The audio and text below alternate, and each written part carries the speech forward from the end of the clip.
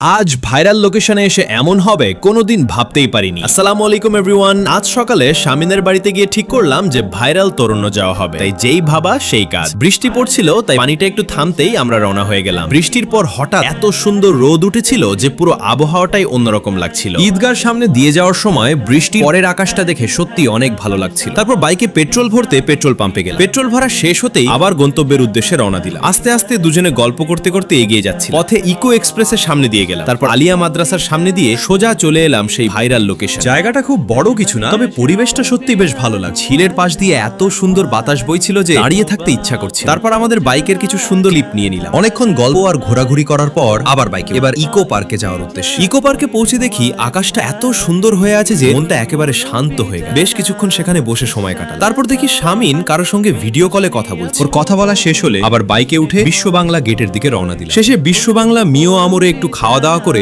সুন্দর একটা দিন শেষ করে বাড়ি ফিরে এলাম।